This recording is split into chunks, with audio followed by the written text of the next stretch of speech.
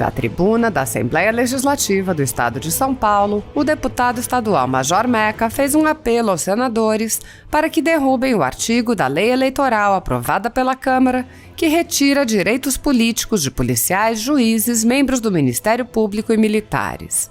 O deputado apelou: apelo para que derrubem esse artigo que, além de inconstitucional, é um gesto de extremo desrespeito e descaso aos homens e mulheres que fazem um juramento de sacrifício da própria vida para defender o povo da nossa nação e o povo do Estado de São Paulo. Assim está. Senhor presidente, senhoras, senhores deputados, a todos os funcionários que nos dão suporte, eu gostaria, através da tribuna dessa Casa Legislativa, apelar aos senadores da República, em nome de todos os policiais do Estado de São Paulo, policiais militares, policiais civis, policiais penais, técnicos científicos.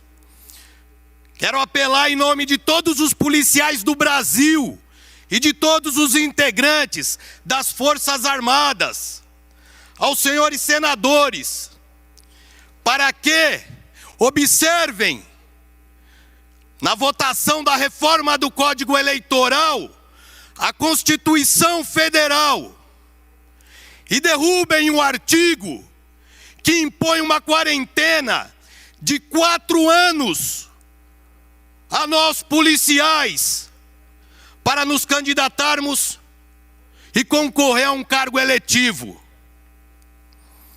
Esse ato, senhores senadores, como ocorreu na Câmara Federal, e a nossa tropa foi desrespeitada por vários deputados federais que aprovaram esse absurdo. E eu apelo aqui para que os senhores derrubem no Senado esse artigo que, além de inconstitucional, pois no seu artigo 5º, a Constituição delibera que todos nós somos iguais perante a lei. Esse ato, além de inconstitucional, repito, é um gesto de extremo desrespeito e descaso aos homens e mulheres que fazem um juramento de sacrifício da própria vida para defender o povo da nossa nação e o povo do Estado de São Paulo. Muito boa noite, senador presidente Rodrigo Pacheco, demais colegas senadores.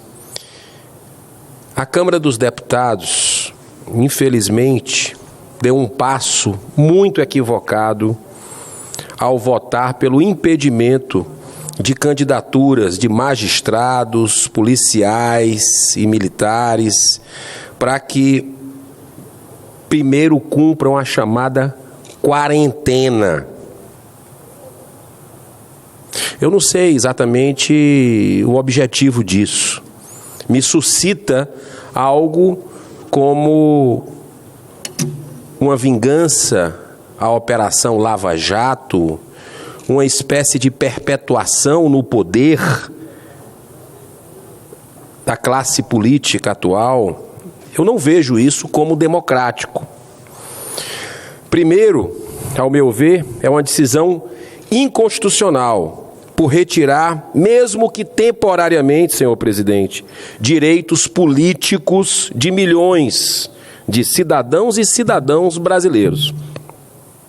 Em segundo lugar, é uma afronta, sim, à democracia, senador Elmano Ferrer.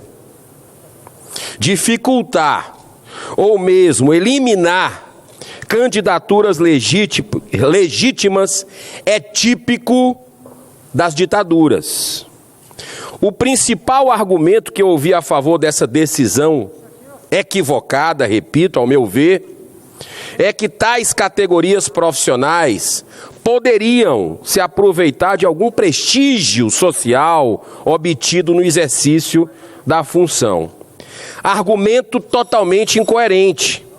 Sob essa lógica, então, professores, médicos, também teriam que passar pela quarentena, o que não é justo. Muito pelo contrário, são pessoas que estão vivendo a realidade da sociedade, sentindo a necessidade da população. Só tem a contribuir com a democracia. Para haver um mínimo de coerência, esses parlamentares deveriam primeiro votar o fim de suas próprias reeleições, dando condições iguais a todas as candidaturas. A impressão que fica para toda a sociedade é que estejam querendo realmente eliminar a concorrência, dificultando a saudável renovação política e fazendo algo parecido com o que a economia chama de reserva de mercado. Felizmente, repito, felizmente, essa matéria terá que passar aqui pelo Senado Federal. E então poderemos agir em favor da justiça, da Constituição e da isonomia dos direitos políticos, derrubando a tal quarentena que, na minha opinião, trata-se de um inaceitável casuísmo eleitoral. Acho que o Senado vai ter a sabedoria, o discernimento, o bom senso de não permitir esse tipo de situação que diverge muito do conceito de democracia que a gente tem, que precisa para o Brasil. Muito obrigado, senhor presidente, pela tolerância e pela oportunidade. Obrigado, senador Eduardo Girão. Não há... É totalmente atípico no mundo atual se defender a adoção de políticas alinhadas com o conservadorismo. A escala progressista está altamente avançada na grande maioria das sociedades mundiais, especialmente no Ocidente. O Brasil conseguiu voltar algumas casas nesse pernicioso jogo da vida, depois de grande parte de nossa sociedade perceber o caminho de ruína em que estava o nosso país.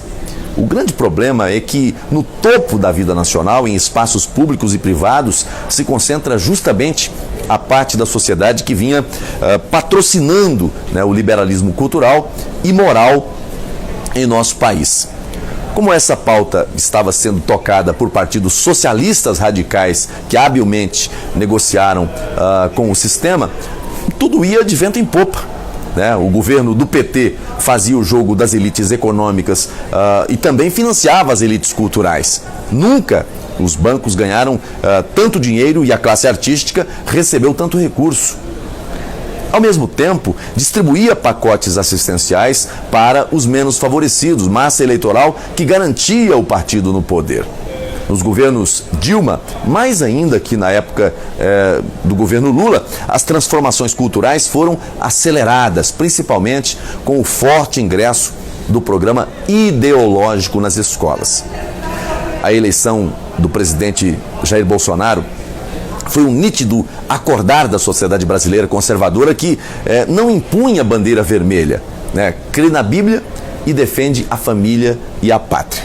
Voltamos a ver as cores verde e amarela nas ruas, nos carros, nos prédios, nas casas. Mas a simplicidade do presidente Bolsonaro e seu desejo de implantar um novo modelo de governo, inclusive no aspecto ideológico, chocaram de frente com o sistema vigente. Mesmo a abissal diferença moral entre o seu governo e os anteriores, que implantaram endêmica corrupção, é ignorada por seus críticos. Mais valem suas ideologias que a constatação de que o país mudou para melhor, para muito melhor, no aspecto de moralidade da coisa pública, além do grande avanço em obras e serviços. O jogo é ideológico, com raízes e reflexos internacionais. Há uma agenda global de esquerda que se alinha quando o assunto é a pauta dos costumes.